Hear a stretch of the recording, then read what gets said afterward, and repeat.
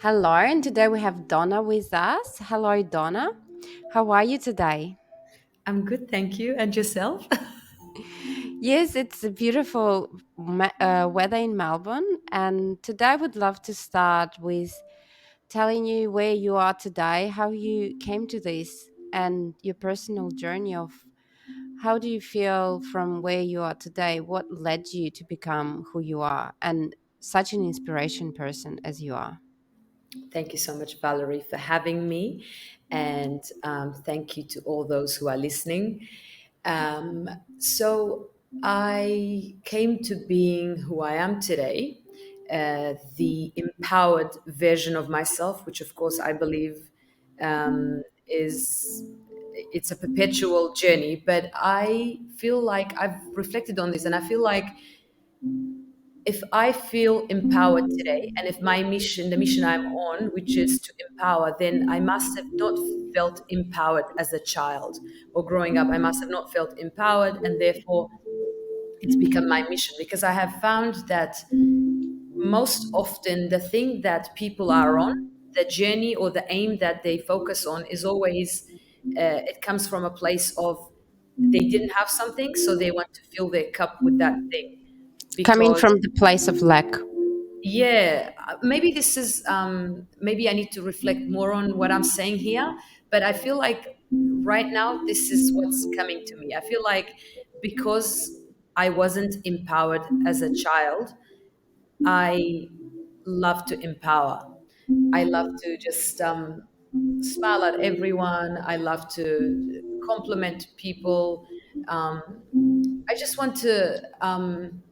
I just want to see people happy. I want to, and I believe if around me, if I create a surrounding where everyone thrives, where everyone's happy, where everyone feels empowered and energetic, I'll get the same. I'll get that. And so I even strategically think about that sometimes. I don't want to be in environments where I am stifled and suffocated. So I always remove myself from such environments and make sure that I am surrounded by love, art, beauty, and all the good things that make me feel good. And do you feel that you're saying that it's coming from your childhood? Do you feel like there was any particular memories that come to you when you talk about that feeling of never being empowered? Ye- That was so cute. Um, yes, there were plenty of moments. Where do I start? Whatever um, is coming straight, what the first thing that comes to your mind, the memory that rises up when you're saying this. well, I think if you're surrounded by war, chaos, and destruction, I don't think the grown-ups around you would feel that they can give a lot in that sense when life becomes about survival and running away and seeking shelter. Um, I think it becomes like a hustle and seeking refuge and so on. So I think the needs and the desires of the little ones or the stories of the little ones cannot be heard as they should. So and I think that's why in modern day countries like in Australia we focus on, oh, let's hear what the child has to say, the welfare of the child and so on. And it is a stark contrast to how somebody like myself was raised because the child in some cultures is not take the child's needs and stories and considerations and perspectives are not taken into consideration as much as I guess um, it should or they might like. But I personally, So if you can expand on that journey that you were going through as a moving from place and being a child, so what's the age that you remember yourself in? I remember certain blocks. So there were plenty of journeys that I went on as a child, especially as a refugee child. But one of them being at the age of 3, I have a few slight vague memories of me walking in the nighttime. But I was told that at the age of 3, I walked for 3 days and 3 nights without holding my parents' hands. And I was going through, I think I must have walked for 600 kilometers maybe for 3 days and 3 nights. I'm just laughing because I don't think my 3-year-old children would even go from the living room to the bathroom. They'd be like, please carry me. Um, Yes. I don't From know. shopping center to the car. To the shopping center, from the shopping center to the car. That's right. And so that's why it makes me laugh. Honestly, like I am in disbelief at how I did it. And and obviously my parents and other family members who were on this I guess exodus where like a group of refugees flee from one area to another. And so we were going from Iraqi Kurdistan to the north, bordering Turkey, Turkey, the country. And yeah, so that was when I was 3. I remember that, and as parents tell you the story, it makes more sense, and you create another story in your head. But they tell me vividly that they didn't even hold my hand because my mom was carrying another, like a sack of bags she had piled together, including my little brother. So my dad was carrying my little sister, and my mom was carrying my little brother, including a few other bags, and they were So just you holding. had to be the oldest one. I'm the oldest child, yes, and I was just going along. But as I said, like I think that is, I think that's remarkable as a 3-year-old to do that because when my children reached 3, my son is going to be 3 this year. I took him to childcare this morning, and he would just be like, "Mom, please carry me." And then I didn't think of it then, but it makes me think of it now. That wow, I guess it's because in that situation, I guess I had to. I don't know, like Does we, it come up in your life regularly, these situations? um, when I feel completely down, and I remind myself, like it naturally comes back to me. It says, come on, Donna, you literally I've crossed countries many times, by the way. It's become a theme in my life. And as a child, I used to not despise it, but I used to find issue with it, the fact that I've had to cross countries. But as a grown up and as somebody who understands the philosophy of countries as being constructs and so on, it kind of, borders and territories kind of become um, comedic to me.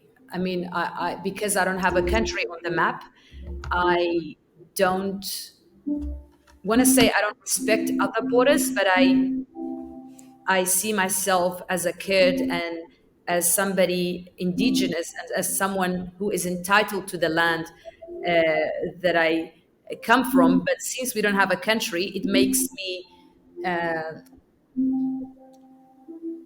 not.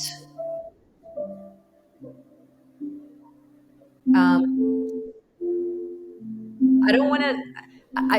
I cannot love the way people respect their own constructs and countries the way they do, because I have a different understanding and perspective about land, ownership, the entitlement to the land, but not being able to own it and to be entitled to it.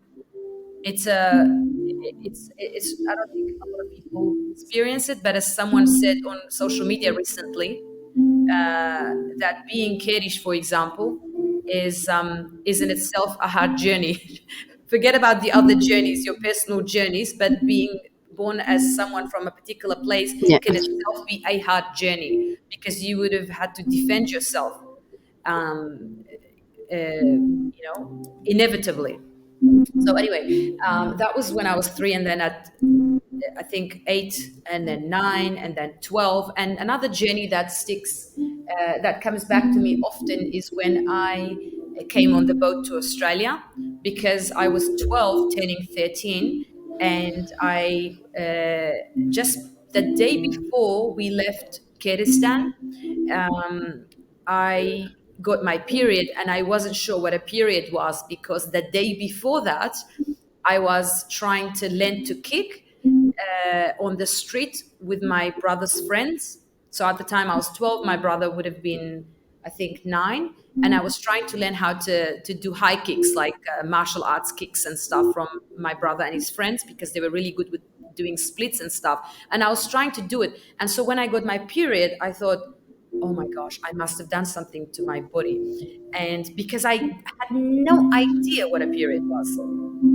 Um, and throughout the journey, as we were leaving from Kurdistan, so northern Iraqi Kurdistan, as they say, to Iran, where we were then detained as illegal immigrants or refugees.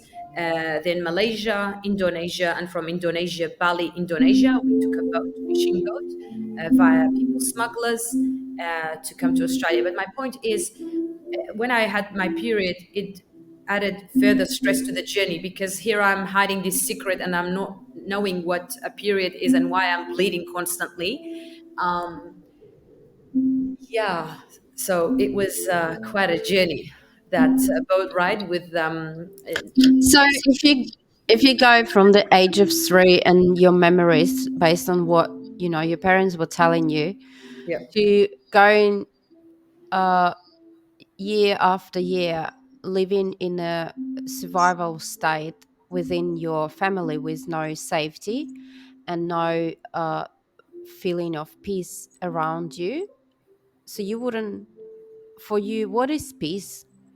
When you think of peace, and moments that raise up for you, from childhood, what would that be for you? And safety back then. Wow, that is a wonderful question. Thank you. No one's ever asked me this question, actually. For me, it's interesting, because I think there was a lot of domestic violence in my family home growing up, and so I always wanted peace. I think it's natural for every human to desire peace amongst everything else. But I think I found peace and solitude within myself. And I think the most amazing ritual I found as a child was either drawing on a piece of paper or writing in a journal. But I didn't know this was called journaling. Uh, I just Yeah. I just wrote something like, this is a secret, no one knows any of this. But I would write things like, I can't believe people in this town treat me like this. I can't believe my parents think about me in this way. But I am a wonderful child. I am the best. And they have no idea who I am, and I have superpowers, and so on. So I would write things, I would write poetry in my journals and in books, but I would keep them. I thought they were like, that was my superpower, and that they were the biggest secrets of my life. So I still have some of the books, and they're really interesting.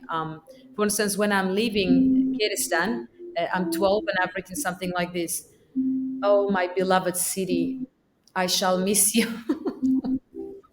I shall miss you, and I shall miss the citadel, and I will always think of." Like, I literally wrote poetry like this, but in Kurdish. I will always think of you and its people, and although the people have not been kind, I will forgive you. So this is how I found peace. To be honest, I would converse with myself, and trust myself, and I would also have this weird. Once again, I didn't know it was called manifestation. I thought they were prayers. So but I would do prayers in a different way. So people normally ask God, or command something from a God, but I did it in a different way. So I would pray to God as well, but then I would also say, I know I will go abroad. So my dream as a child, I had three dreams, if I may say, Valerie. One was to get a camera, one was to get a bicycle, and the other one was to go abroad. Literally, camera, bicycle, and going abroad. And this part makes me emotional because obviously I've attained all. What's a camera today? What is a camera today? But as a child, because we, as a family, we never took photos. So 13 years, I have like 4 photos. Uh, yeah, maybe 4 photos, 4, 5 photos, probably four, I think. Yeah, and in each photo, I'm really sad and upset because I kind of forced my parents to take the photos, and sometimes I would, yeah, I was scolded and beaten up for wanting photos. They're like, "Why would you want a photo?" But I don't know why. I really love photos. I love memories and archiving and that kind of stuff. Um, it was just in me. But yeah, but so that's how I found peace. And I would also speak to grown-ups who would listen to me. For instance, if somebody came over to see my mom, but my mom wasn't home and she was grocery shopping outside, I would speak to the grandma, like grandma age. I would say to her, "So how's your husband?" Literally at the age of 9, 10, 11, 12. I'd be like, "How's your husband?" "Oh, I understand." So literally, they would say, "Oh, he has back pain. The bugger is always complaining. Like he's not really nice to us." I'd be like, "I'm really sorry to hear that." And they would be like, "Oh, you are so kind," and stuff like that. And I would be like, and I loved that. I don't know why I loved embracing elderly people, and I would listen to them. And sometimes, I'm not even joking, they would sit in that house. So they were supposed to come to see my mom, but I would make them tea, and they would sit with me for an hour, for 1 hour, with a 9-year-old, 10-year-old, 11, and they're just going, "Yeah, yeah." So, and like they're just talking about life, and I would just listen and ask them really good questions. And then I would ask them, "So what did you do when you were a freedom fighter and you were fighting on the mountains?" "Oh, and then what happened?" And then they would tell me these things. And because, there was no TV, we would have electricity, but it was completely rationed. And so when it came on, it would be for like maybe 2 hours. And then the following things were allowed, like Charlie Chaplin, Mickey Mouse, Tom and Jerry, and some Indian movies, because Iraq, Saddam Hussein, who was the president at the time, the dictator, Yeah. controlled the media, obviously, and what came on TV, and therefore Yeah. only cowboy movies and Hindi movies were allowed. So those are the only two I had seen. And just before we left Iraqi Kurdistan, I had seen Titanic, knew about Titanic, but I had not watched. I had not seen it. Like I had seen posters of it everywhere, but I had not seen the movie. And for the first time, I watched it in Indonesia. When I first saw it in Indonesia, and I saw them kissing, I had never seen a kiss in my life, and I was like, "God, they're kissing! How? Like, why would you allow a kiss on TV? Like that is very private." Yes, and that was in Indonesia, thanks to a family who lived near the refugee camp that I was in Jakarta. They allowed us to see Titanic, and I was just watching, and I'm going, "Wow, this is what freedom is about. I can watch a movie." It was really cool. But yes, And, going from this journey since you remember yourself. So that was your normality. That was your life that was normal for you. It wasn't something unusual. And coming to Australia and then redeveloping and finding yourself after developing yourself in complete unsafety around yourself, and having no space, just on the move and on the go. How do you transitioned in finding stability at this moment and getting to where you are today? well, I think a lot of things stem from within. I think if you stumble, and you would any human would inevitably stumble and fail and falter, and it's happened to me obviously many times. But I ask myself, what keeps me going, or what motivates me to get up and go for another round, to re-enter the arena. I think it's just something. It must be something from within. Obviously, it's not like I have a, or, it's not like I have a coach or an instructor, or I come with a book, just like yourself and others, right? It's something from within. It's the voice that says, you are built for more. There's a lot more you can do. Like, it's interesting because when I have a moment in time feeling like I can't believe I've just lost this opportunity or something's happened, I literally freeze. And for some reason, some weird glimpse of hope comes to me. And it says, the book is coming. You're going to write that book. Or, oh my gosh, this is wonderful because this is going to make the book even more interesting. Or whatever it is. Like, yes, it happened because, but that, before that, it's not like that. I think, oh my gosh, I can't believe this has happened to me. And then I think, oh no, I literally flip. I can literally flip, but it takes a bit, but not like days and days. But I would say, um, I would say I think sometimes I need about 2 hours. For example, a couple of years ago, uh, after the birth of my second child, I knew I had some neck issue. One day I was breastfeeding my son. I had just given birth to him, and I think it was the fourth day, the fourth day, I was giving birth to my second child, and then I felt like a snap in my neck. I don't know what it was. It was like I just knew it, and then from then on, I had a lot of neck pain. And then I was like, okay, next week I must really see the doctor. And I usually these days after children, I should take care of myself, I know, but I just postpone things. I'm like, oh, who cares? If I'm not dying, I'll do it in a month. And sometimes I don't even do it. Bad, I know, but I don't do it as much as I used to. Before, if I had anything, I'd be like, doctor, I think I have a pimple. That means like my vitamin is low or whatever. Like I would do it, but now it's a different story. So anyway, I went and saw the doctor, and then we did MRIs, X-rays, and so on. And then one day the doctor calls me. I was in the kitchen, like cleaning, and my little baby Leon was just on the floor doing tummy time or something. And then the doctor calls me and he says, "Oh, you have spinal stenosis, and if you don't stop breastfeeding, you might risk paraplegia, and so on and so forth. You just have to be careful to completely change your lifestyle."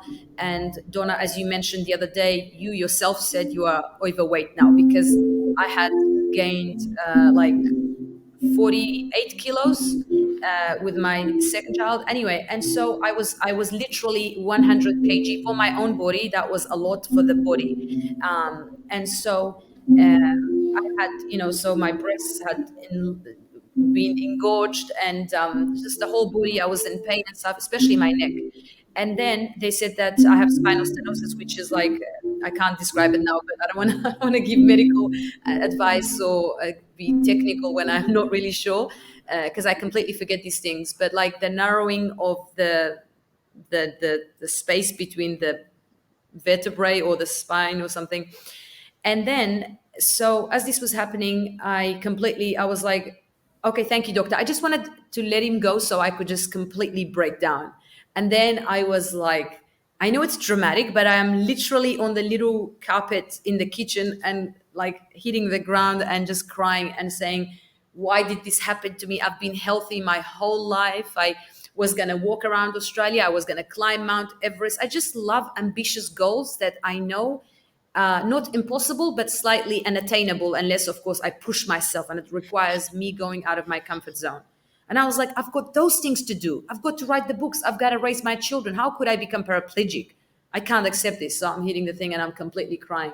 And just that moment, I completely went off, ghosted. Like I ghosted everyone. I went away from social media. And then I spent 1 year exercising, meditating, doing Indian meditations. I forget the names now, but I did different courses, different things. I got initiated into Sadhguru's inner engineering and meditations and stuff, and I would do it, and so on and so forth. And then in that moment, it took me about a year, because it wasn't just like a mindset thing. I needed to change my body, change my diet, change my mindset, change my whole life.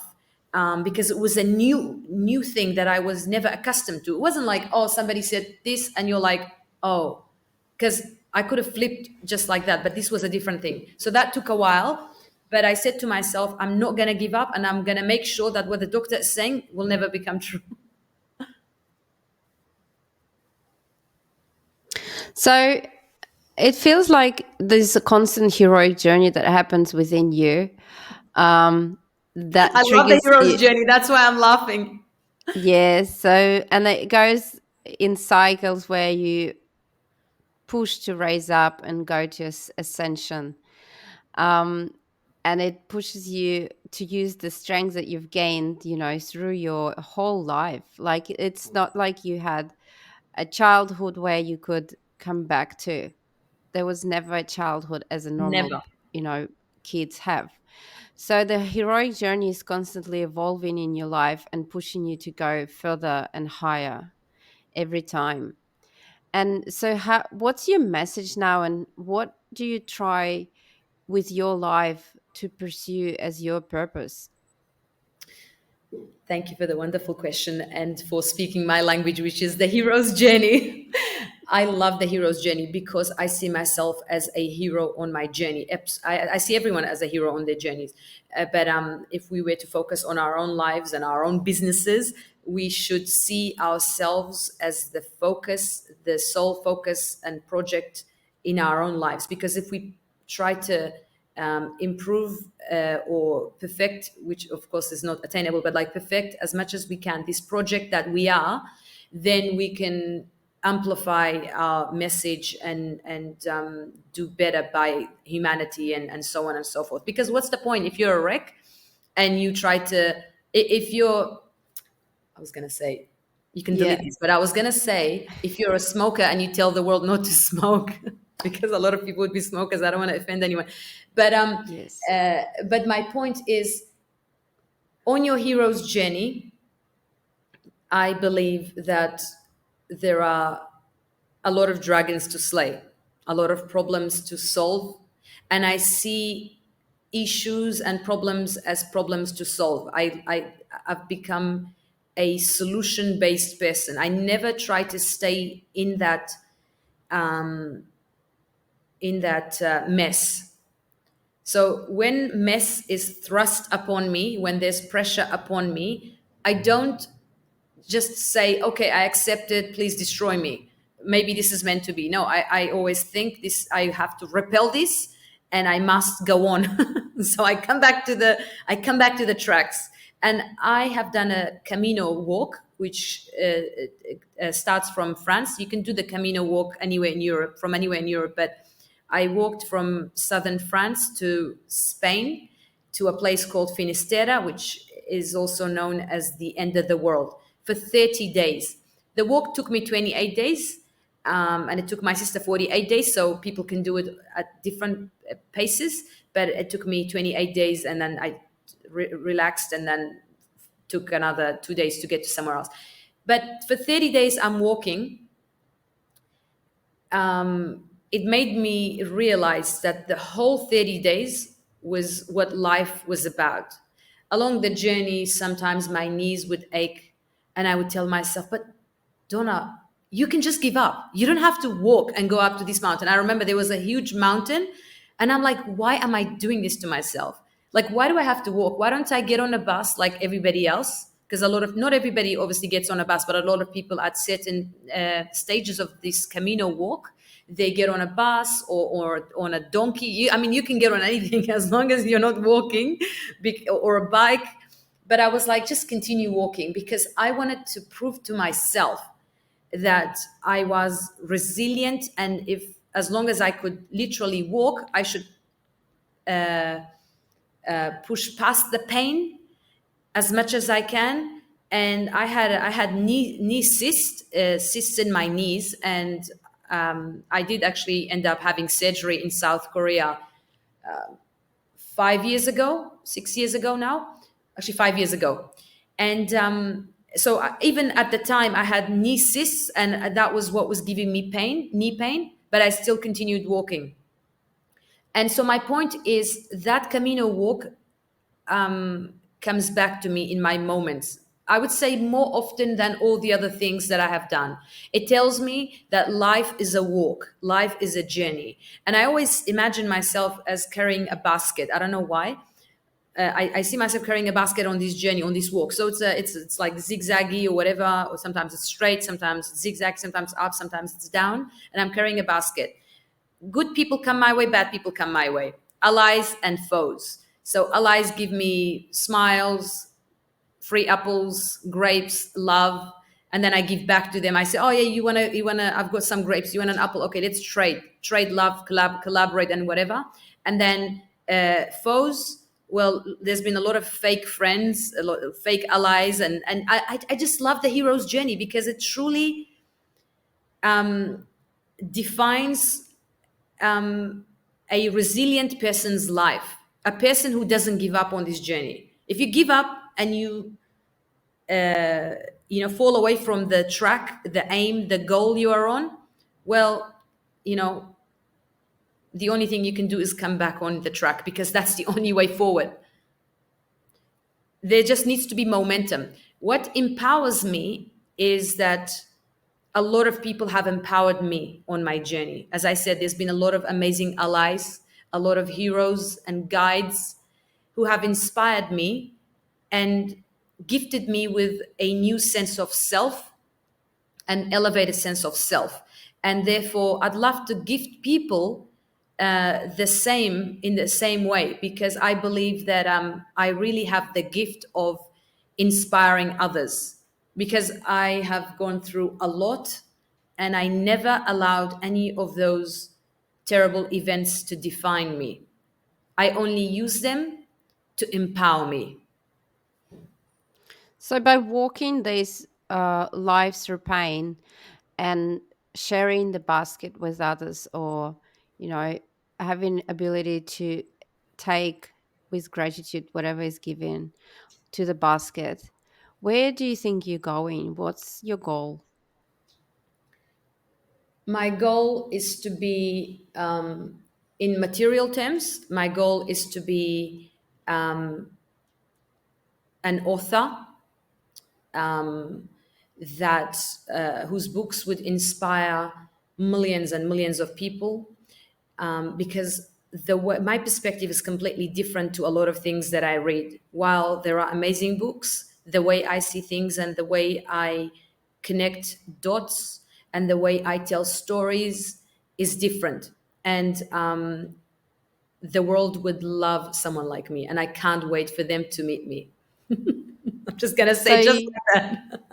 yes, and that's what you were doing since you're little. You knew what's going to happen. Yes, yes. So on that journey, with your perspective, with what happened throughout your journey on going through that pain since you were 3 years old, as the first memory you have from your parents, going through that pain at the age that people, kids are not able to walk that far, and achieving things and rebel when somebody stops you and saying that's not possible.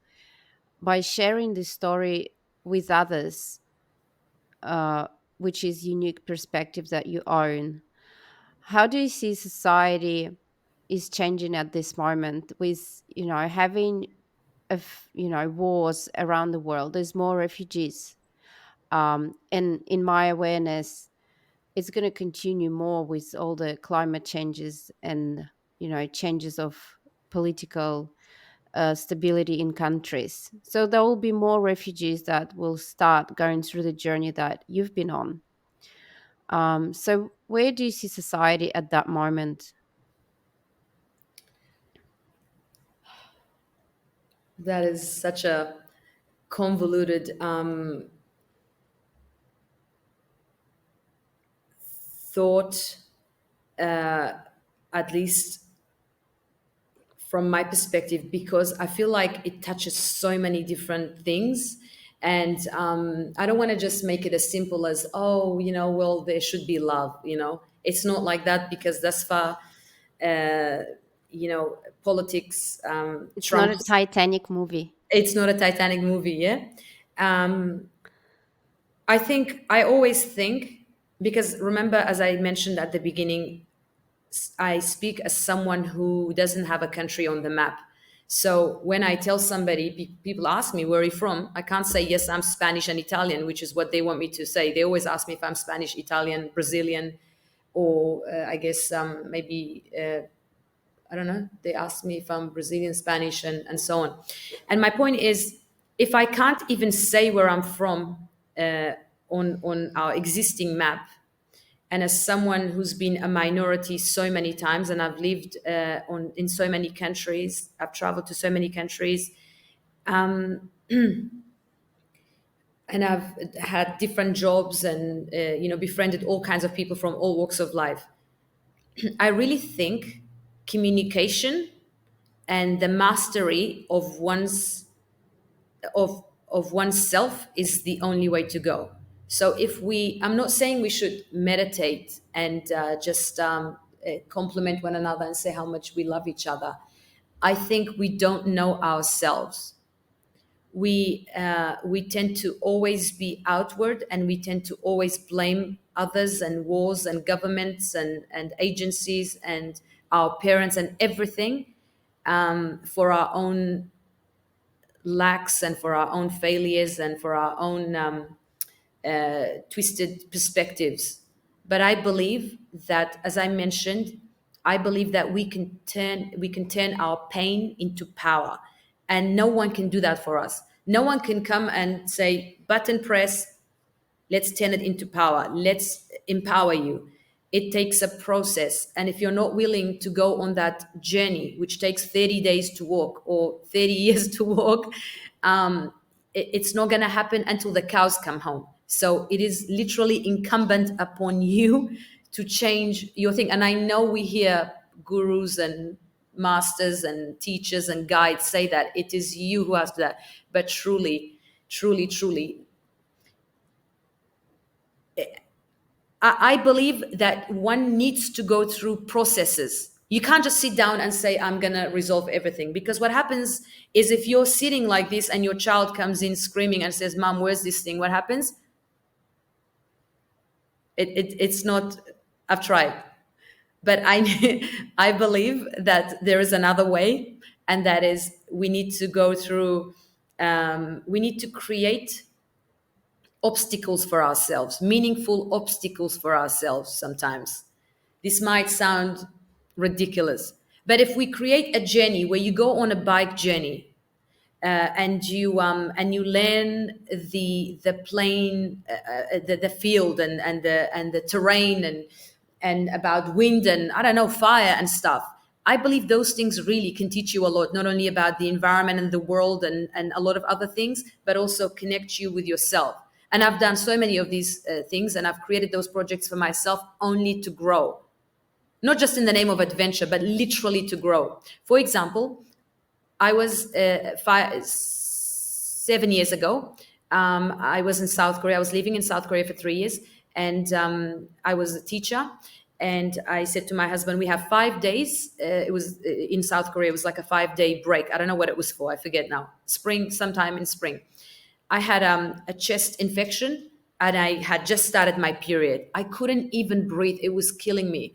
But what I did was, I said to my husband, please, let's borrow your parents' bicycles and let's do this journey that I've always wanted to go on, which is to go from Busan, which is a city. It's like Sydney to Melbourne, to ride our bikes. I don't know how many kilometers it is between Sydney and Melbourne, but I think it's about the same. It was 600 kilometers. You can look it up, and I can tell if you ever want to do it. Busan to Seoul, the capital Seoul, but Busan is where we were. Korea is 70%, 78% mountainous, 78% mountainous. And the mountains are not easy to climb, literally, but then to bike. And I have never done cross country or cross city biking ever, I promise. That was my first time.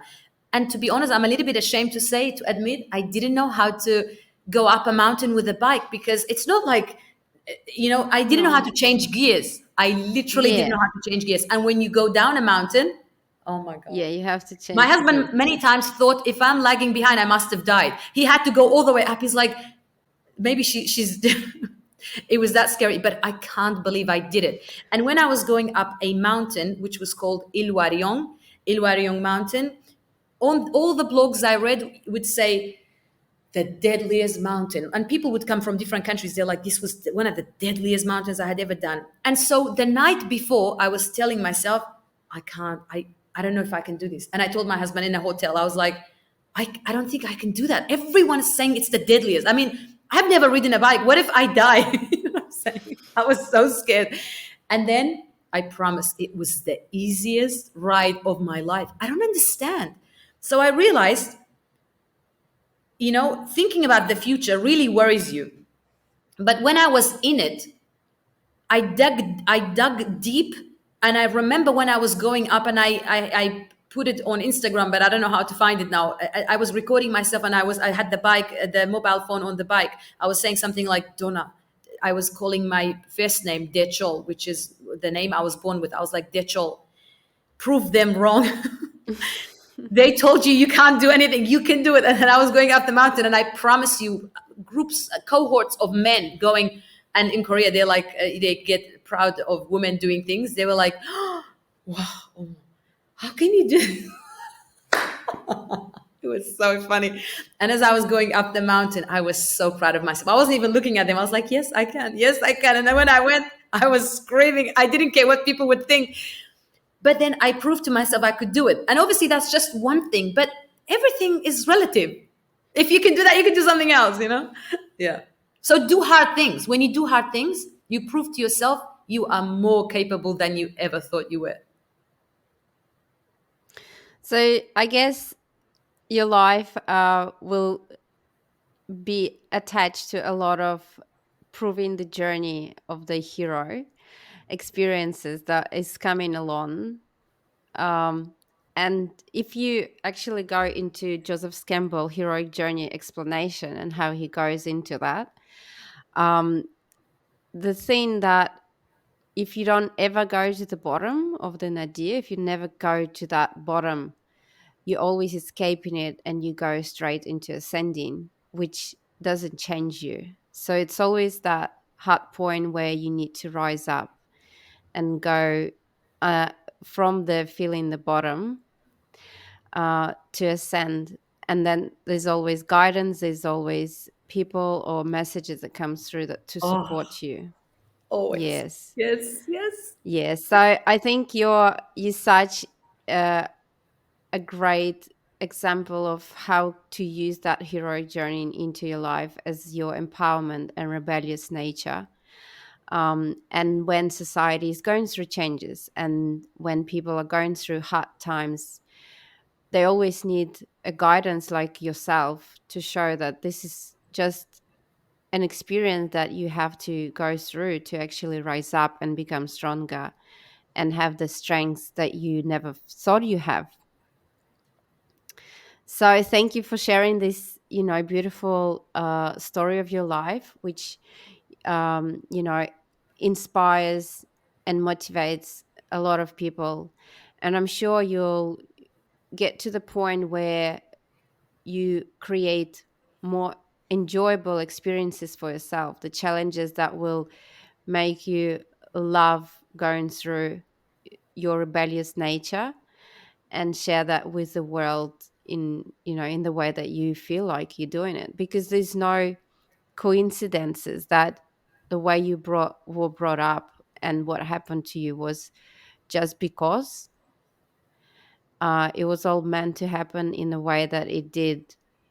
And now that's the journey that you can share with us. So thank you so much. And can you please share how to find you and find your journey so people can follow you? Thank you so much, Valerie. You are literally so awesome and so wholesome.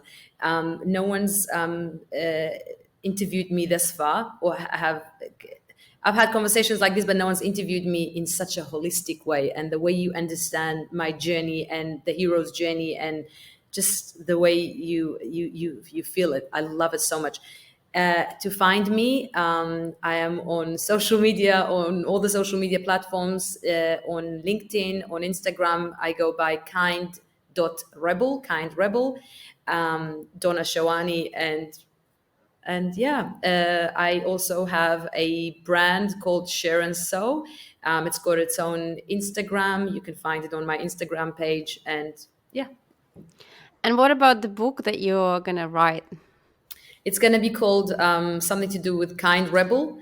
And it is basically like a guide um, uh, to all the kind rebels out there. It is kind of inspired by the hero's journey, but it doesn't take the form of that. It doesn't take that same form. It's just basically it gives examples of kind rebels from history and today, and how to be a kind rebel. And a kind rebel is somebody who defies the status quo, conventions, and norms and societal pressures by living their life with purpose. So you rebel with purpose. Like I mentioned, I rebelled many times in my life, not just for the sake of it. I rebelled with a purpose. I rebelled and would turn my pain into power in a meaningful way, rather than saying, okay, middle finger, I'm going to do what I want, which is fine as well. That's another form. But I like to live my life with a bit of kindness, because I love to receive kindness in return. Because if I show my middle finger, then I'm going to see the middle finger from the other person eventually. And I don't think that creates such a loving environment. And I think love and communication is better. I have find. I have Yeah, found. it is like that Kali goddess. When we get into the fear, we have that a lot of energy and rebellious energy comes out, but then we can transform it and use it as our force to create whatever we feel like Absolutely. is And positive. take people on the journey with us. Because as I mentioned, if you just say, I am the rebellious God uh, of this tribe, you are not going to create the same type of energy and momentum than if you say, I am just one of you, but here's my message. Let us go on this journey together. I believe in this type of leadership, taking people with you Yes, it rather is. than being, I am above all of you. There's no such thing. I don't believe in that. Yeah, there's so many places that this energy is currently needed. And, you could be the voice of it, and having the background of refugee. Uh, there's a huge potential to change that scenery from coming from your experience, not from experience that we see on the paper. Yes, thank you so much. And also, I think it would be amazing to have like a documentary series about your journey, that apart from the book, because the way you express yourself visually and emotionally doesn't hold that power in the book. So it's good to see you, because you charge people with your energy. And Thank you I've so been much, Valerie. following you. I've been following you on Instagram for a while, and it's such a kick for the energy boost when you see your face just raising up and doing crazy things. Yes, thank you so much. Thank you, Valerie. um It's a yes, reflection of you. Thank you so much for having me. thank Thank you. you.